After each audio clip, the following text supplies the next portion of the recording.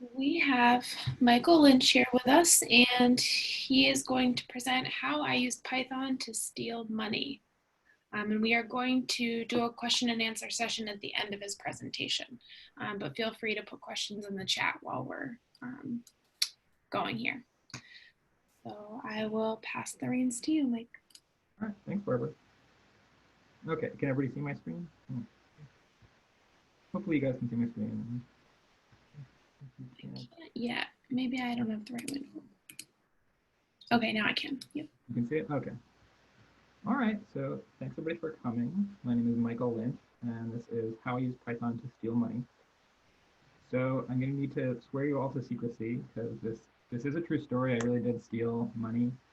I think it was the right thing to do. Hopefully by the end of this presentation, you all agree. Before I go further, is anybody on the call an undercover FBI agent? The rule is you have to tell me, right?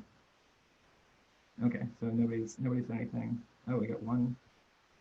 Oh, it is hard to see the chat. Okay, not me.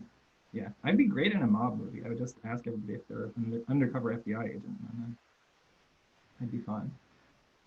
Okay, you're all muted, so I can't hear your raucous laughter, but I assume you're all laughing on the other end of that.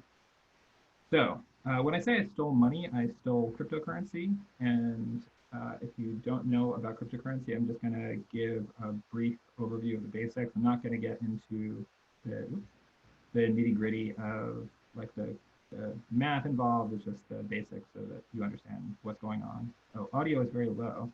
Let's see.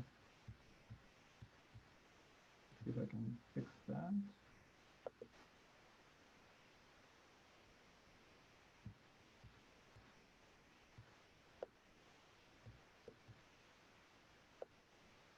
I'm just seeing if I can control my mic and make my microphone louder.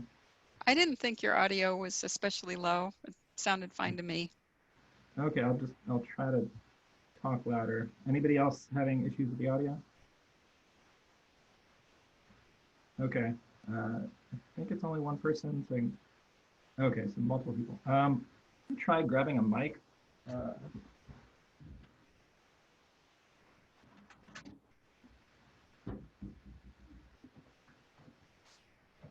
Sorry about this. Let's see.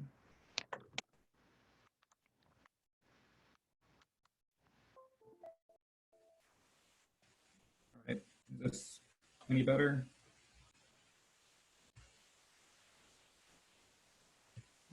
Any better on the microphone now? Okay, cool. All right, microphone issue solved. All right, so again, I'm just going to give a brief overview of cryptocurrency. So cryptocurrency is meant to replace a lot of the functionality of banks. And one of the main purposes of banks, or one responsibility, is that they confirm your identity. So when you show up to the bank and you say, I'm Michael Lynch, then when you come back tomorrow and you want to withdraw your $100, they better make sure that you're the same person. Otherwise, they're giving away people's money. And so the other thing that they do is manage transfers to and from your account. So if I say I want to give $5 to Kelly Albrecht, they don't literally go and take $5 out of the Michael Lynch bin and put it in the Kelly Albrecht bin. They just update their systems to make sure that they know that $5 that used to belong to Michael Lynch now belongs to Kelly Albrecht. So one of the ways that they verify identity is with usernames and passwords. And so that's not a great way of verifying identity. There are lots of issues with it, but it works well enough that most banks still do it. But because there's flaws, you can guess most people's password if you had unlimited guesses. And so the way that banks stop this is by rate limiting. If you just go onto a bank website and you just kept trying the same username and different passwords, they would eventually say, you're doing something suspicious. We're going to stop letting you try passwords and maybe send some police to your house. And so one of the problems in cryptocurrency is that it's peer-to-peer. There's no person or organization that's in charge. And so how do you do things like verify identity or manage transactions with nobody in charge? And so the answer is with public-private keys or asymmetric encryption. And that's really the heart of pretty much every cryptocurrency. And it's made up of a private key and a public key. The private key is something that only you have, and the fact that you have it proves that you're you. You're the only person who has access to this private key. The other counterpart to the key is the public key. You publish that to the world, and anybody using the public key can verify that messages you send using the private key really came from you because you're the only one who can generate those messages. And so the important thing with asymmetric encryption is that it works only in one direction. With traditional encryption, you have some data, you have an encryption key, you encrypt the data and it becomes ciphertext, and then you just run the process in reverse to get back the original data. But with public-private key encryption, it goes only forward. So say you have some text, hello world, use the private key to convert it into random data. So in the middle, you see that the ciphertext just is unreadable data. And then anybody using the public key can decrypt it and get back the original text. But it's important to note that the keys only work one way. So if somebody took your public key and said, okay, I'm just going to encrypt text using the public key, it wouldn't work. It would just generate some ciphertext, and then when people would try to decrypt it, it would just lead to random nonsense. More likely, the system that you're using would tell you that you're using a public key instead of a private key, but the important thing to keep in mind is that it goes in one direction. There are certain schemes where it goes the other way, where if you want people to be able to send private messages to you, you would reverse this, but cryptocurrency works this way. You are generating private messages and letting everybody else decrypt them. And so with cryptocurrency, it's essentially you're encrypting messages like this. Like I would say, I hereby give $5 to Rick Hood, and then I encrypt that message using my private key. We get some encrypted ciphertext, and I broadcast that to everybody that's using the same cryptocurrency. They get this message, and then they all have the public key because I published it. They can decrypt the message and see, I hereby give $5 to Rick Hood. So at this point, they're kind of doing the same thing that a bank would do. They all agree that $5 that used to belong to me now belongs to Rick Hood because they decrypted this message, which proves that it was sent using my private key. So it came from me. So private keys for cryptocurrency act like passwords that the world can verify because you don't have a bank in charge that can be responsible for verifying passwords or rate limiting if people are guessing too many. So private keys provide the same functionality. And so because there's nobody in charge that can rate limit, you need a way to prevent people from just guessing every possible private key. And the way they do that is by making private keys very strong. When people talk about key strength with cryptography, it is in terms of how long the key is. So most cryptocurrencies use a 256-bit random value, and so that's 256 random ones and zeros. And that gives you 2 to the 256 different possible keys, or 10 to the 77.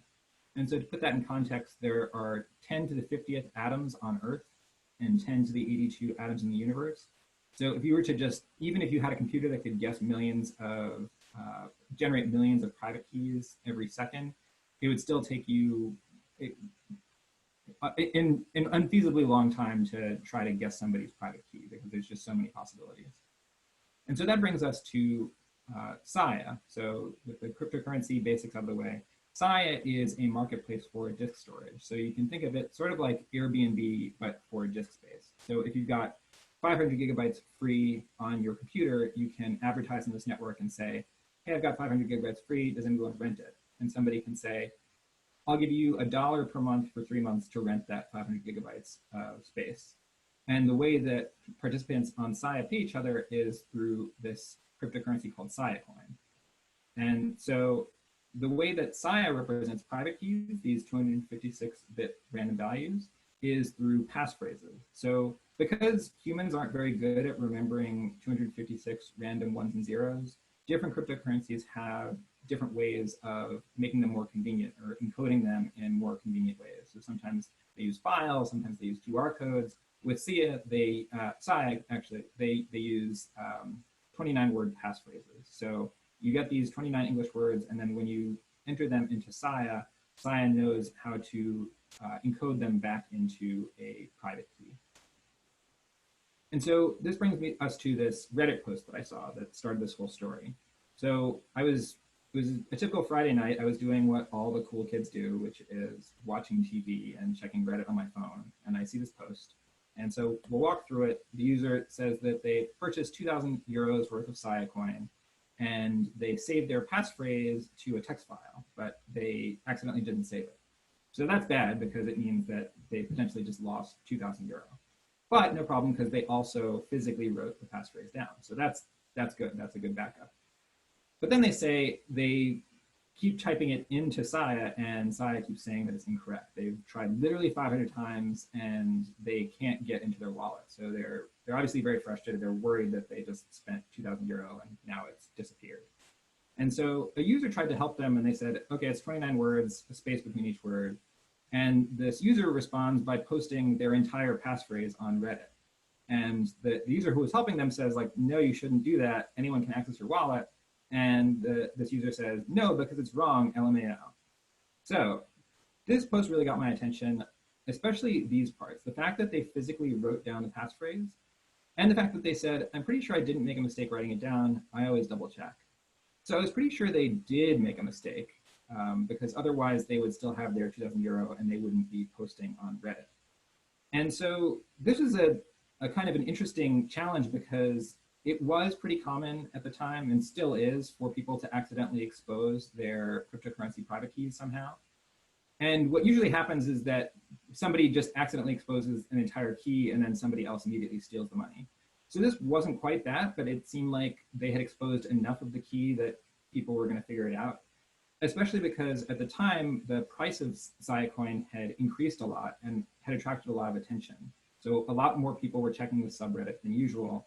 And that's also why this person had just spent 2,000 euro on something that they don't seem to really understand. And so I was racing to try to crack the passphrase first so I could secure it and get it back to the original owner, as opposed to somebody else who might steal the money and just keep it for themselves.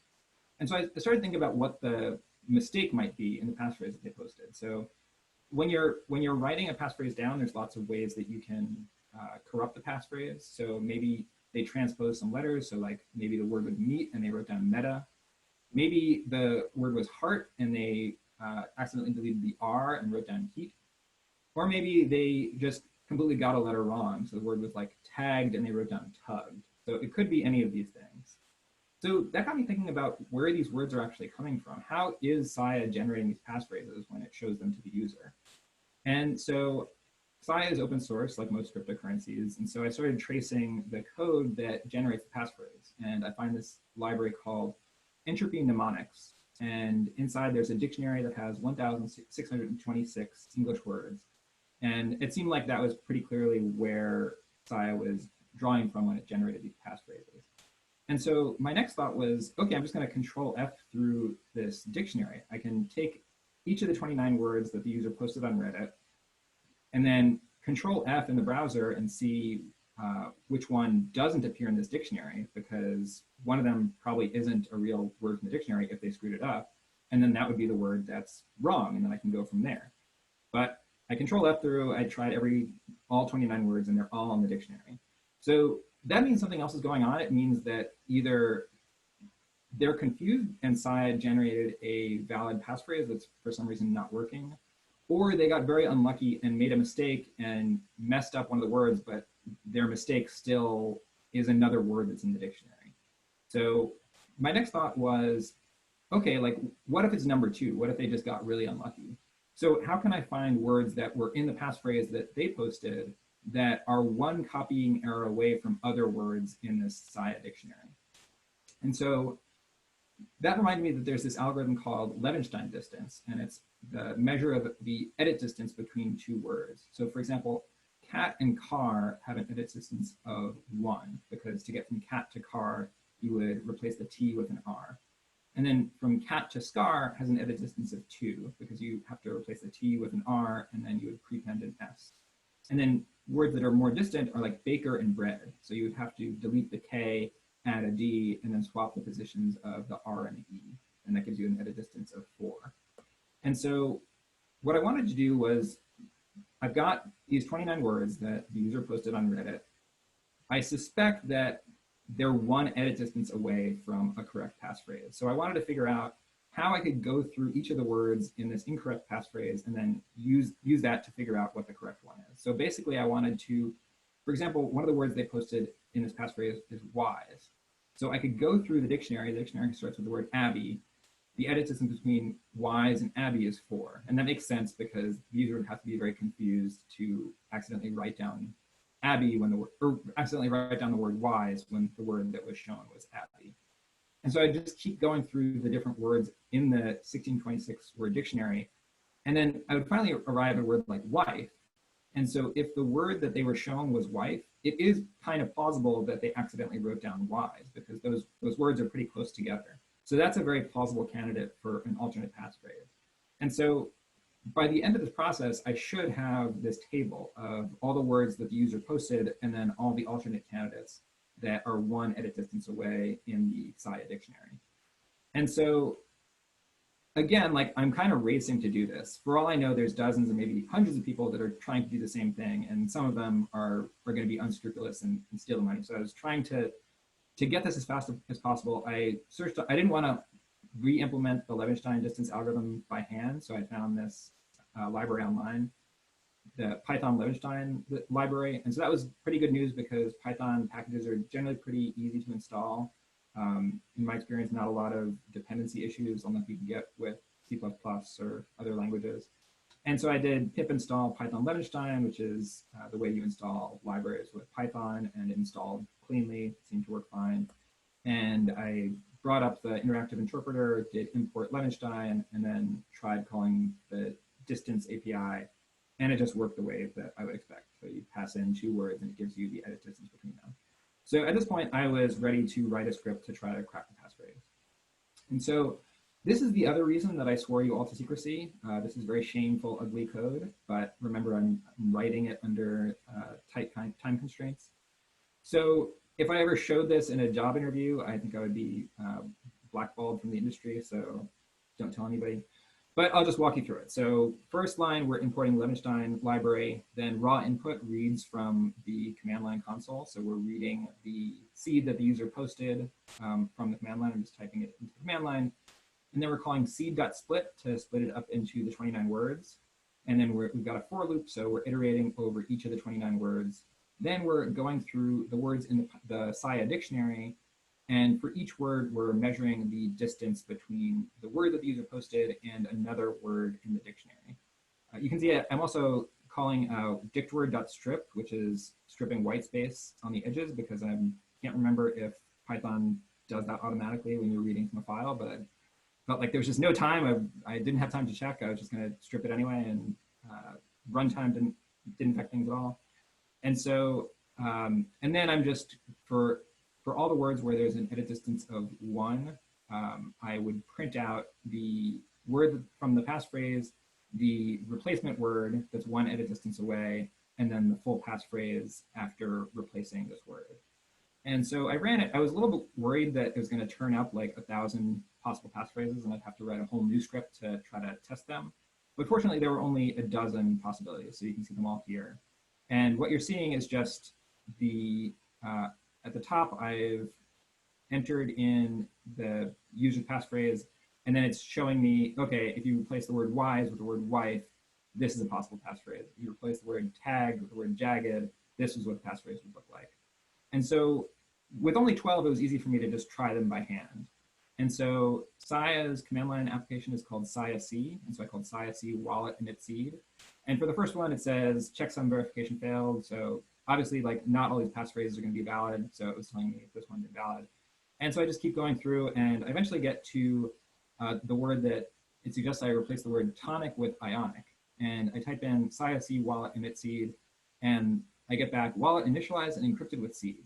So that was exciting. That means I found a valid passphrase. It doesn't necessarily mean that I found the user's correct wallet passphrase. I found a passphrase that generates a valid 256-bit private key. But so that was looking promising. And so the next thing I did was check the balance. So I did SIA-C wallet, and it said confirm balance 594 SIA coins. So at this point, I'm excited because that means I've almost definitely cracked the user's passphrase. I found a wallet with some SIA coin in it. The only problem was that at the time, 594 Sia coins was worth about 10 euro. And the user said that they had put 2,000 euro into the wallet. So what happened to the rest of the money? I was kind of curious, but at the time I didn't really have a lot of time to think about it because at any moment somebody else could come along and steal the money. So the first thing I did was steal the money myself. I moved the money from the compromised wallet to my own wallet, which hadn't been exposed. And so this is what a transaction looked like on SIA's Transaction Explorer. So you just see me moving from the compromised wallet to my own. And so next I thought about the 2,000 euro. So I looked at once the money was securely moved, I looked at the transactions. And so the bottom transaction is just me stealing the money. But there's only one other transaction in this wallet, and it's somebody depositing 594 Sia coins. And so the field on the left that says height, that's essentially a timestamp with Sia. And so I looked up what calendar time that corresponded to, and it was 2 days before. So on Wednesday, they deposit 594 Sia coins, about 10 euro. And then Friday, they announce on Reddit that they put 2,000 euro into it and they can't get into it. So that was really weird and confusing. I couldn't figure out why they would do that. Then I thought about possibly the transaction is stuck in limbo. So cryptocurrencies have this weird property where they can only process a finite number of transactions per unit time. So it's like a few hundred per minute is what most cryptocurrencies allow. And so when the network gets overloaded, the transactions can just get stuck in this limbo state where you've sent it, but the person you sent it to hasn't received it. And then you can no longer control it because it's in transit, but it's not actually moving. When the network is working properly, everything should go pretty much instantly. But when your transaction's stuck in limbo, it can be days before it goes through, and then sometimes it just expires entirely and just ends up back in your wallet. And so I thought maybe the transaction got stuck in limbo, especially because of what was going on with this exchange called Poloniex. And so cryptocurrency exchanges are basically like stock market exchanges. You put in dollars or euros or any kind of fiat currency, and you can convert that to a cryptocurrency. And so one of the most popular cryptocurrency exchanges is called Poloniex, and they were having issues with this limbo problem because there was so much attention on Sia at the time, and so many people were suddenly buying Sia coin that didn't really know what it was, that there were more transactions than the network could support. So a lot of these transactions were getting stuck. And so I thought, okay, maybe that's what happened to this user. They're probably using Poloniex and they sent money to their wallet and it's just not there yet. And so that leads to a different interesting problem is like, how do you steal money when it hasn't even arrived?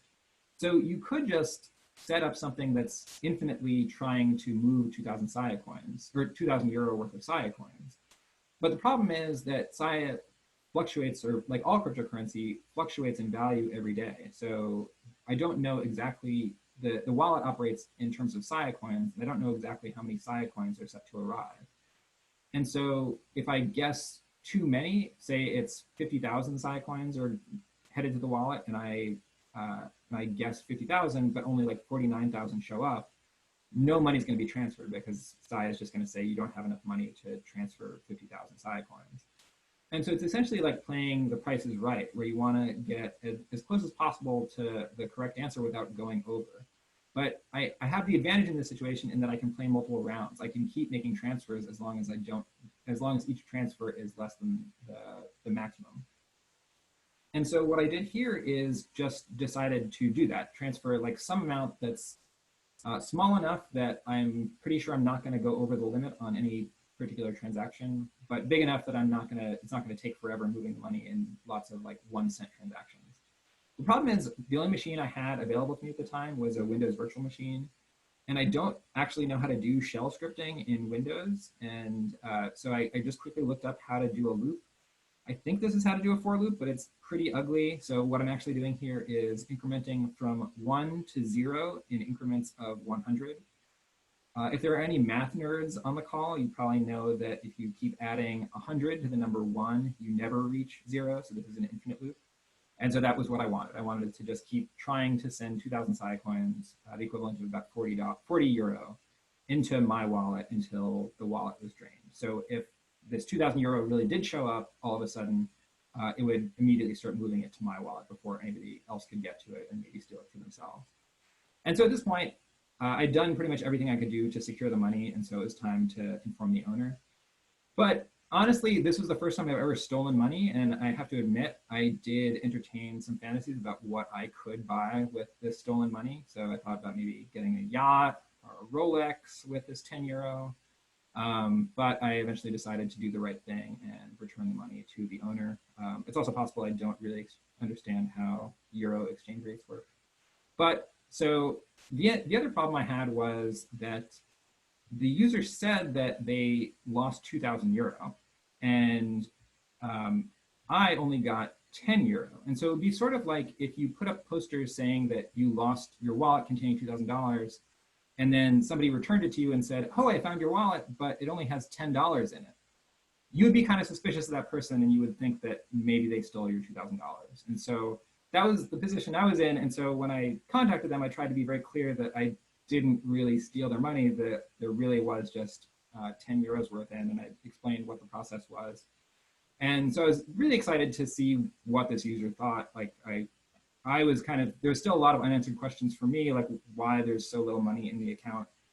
And so I sent them this message as a private message on Reddit, and I'm excited to see what they're gonna say back, and waiting that Friday night.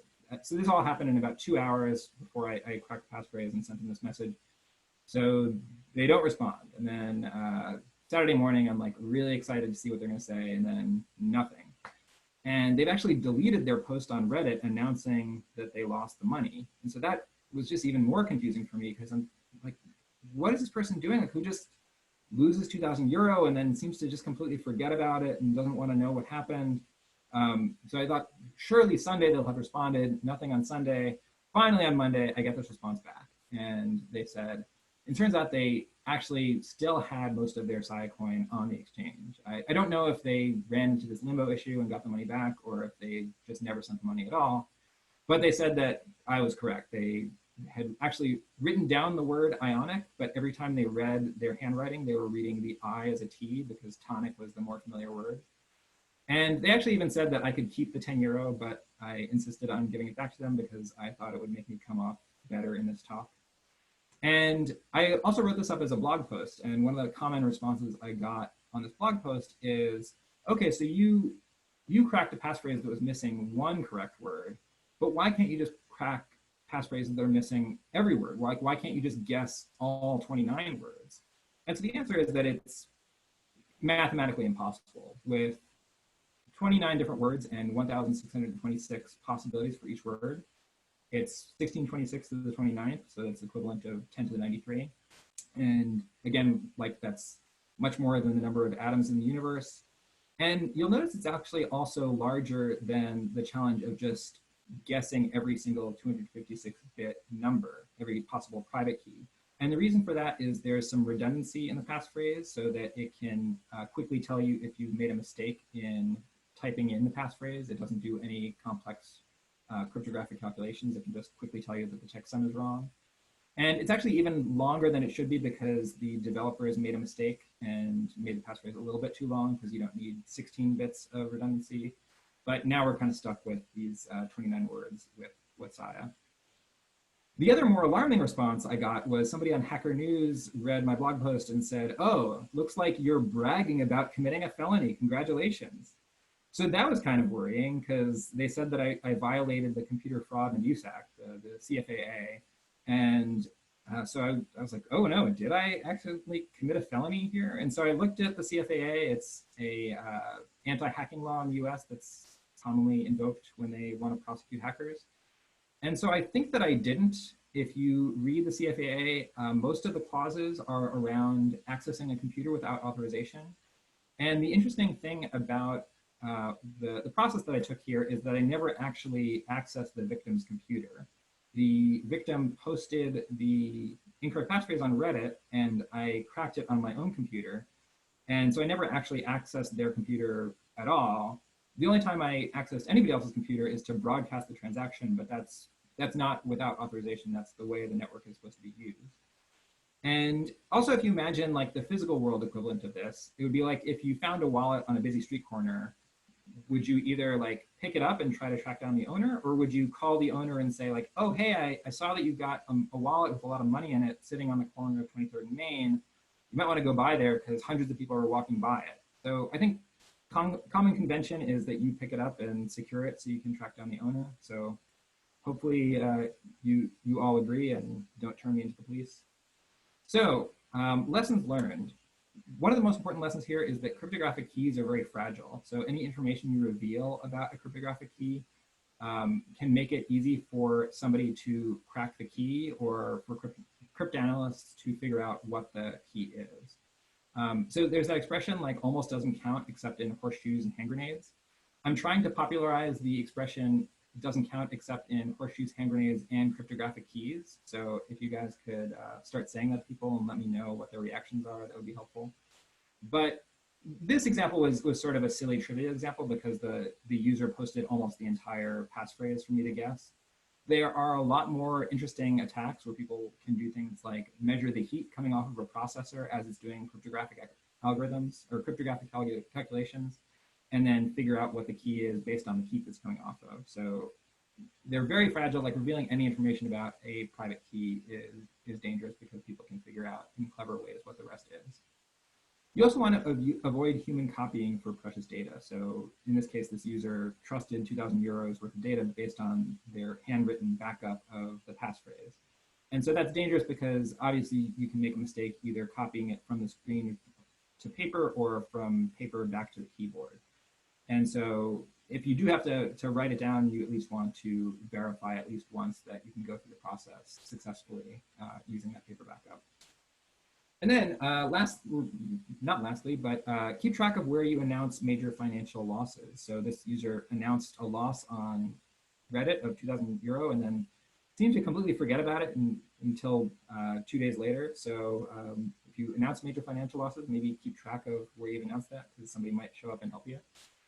And lastly, quick and dirty code works when there's a time crunch. So I've spoken a couple times before at Nerd Summit about code hygiene and keeping a very clean and best practices code base.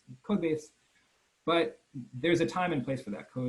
Programming is engineering, and engineering is about trade-offs and optimizing for what you want. This wasn't code that my teammates would have to maintain for the next 5 years. It was code that had to run one time on a late Friday night when I was trying to crack a passphrase. So there's lots of embarrassing and hacky things I did, but it's fine because it got the job done and it never has to be maintained after that. And so that's all. I mentioned that I wrote this up as a blog post. So if you want to read that, it's on my blog at mtlynch.io/stolescicoin, or you can just Google stolescicoin. I'm on Twitter at @deliberatecoder, and there's my email, and these slides are also online or through the Nerds website. And it looks like we have about 13 minutes for questions. So does anyone have any questions? I can read them from the chat. Okay. Good programmer, bad at currency. Correct.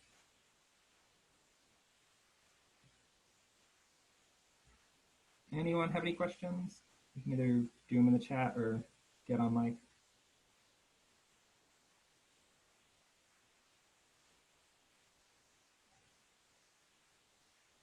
Thank you. So Melissa Fredlow asked, what do you do for your day job? So my day job, I was working on a website called Wanderjust, which was a way to find live comedy in Western Massachusetts. That is now on hiatus for obvious reasons. And so one of the things I'm working on at the moment is a tool for rebalancing assets in your portfolio if you've got investments on Vanguard or Fidelity. So if you're interested in that, feel free to send me an email. And Al Huang asks, are your services available for hire? Like if I transfer some Bitcoin and lost track of it in another wallet, can you recover it? So people have asked me about that. I don't really know that much about other cryptocurrencies, and the thing I did in this case is pretty specific to Saya or other cryptocurrencies that rely on a passphrase in this way. So yeah, after I wrote the blog post, a lot of people contacted me asking if I could help them with other cryptocurrencies. I haven't really explored that much because I'm not super interested in trying to crack passphrases as like a real business. But if you've got an interesting problem, maybe email me and I can see if I have any insight. So what motivated you to start doing this? So thank you, Ksenia, for that question. I just thought it was kind of an interesting challenge, and I'd seen a lot of people.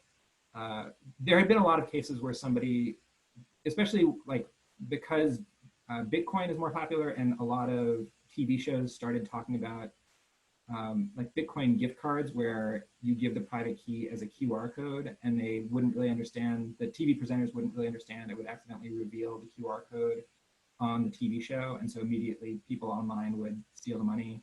And there were lots of other cases where like people would find clever ways of stealing money that other people had accidentally revealed. Sometimes they would secure the money and give it back, and sometimes the money was just lost. And so when I saw the person post the passphrase, I thought, well, I really don't want that person to lose 2,000 euro, and it seems like a pretty fun programming challenge. Jim Katz asks, had you considered you might have accessed someone else's wallet with a similar or identical passphrase?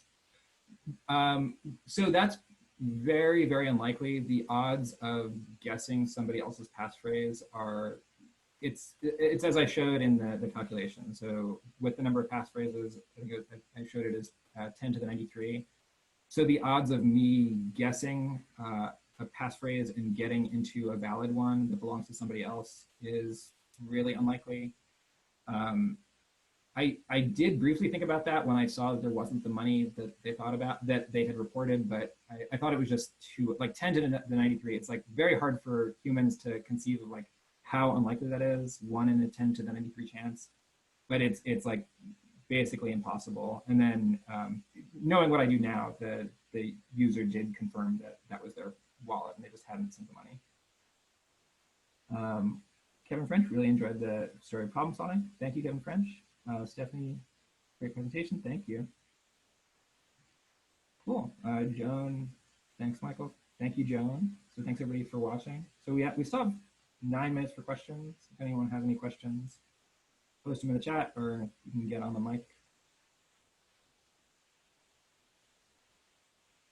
Going once, going twice.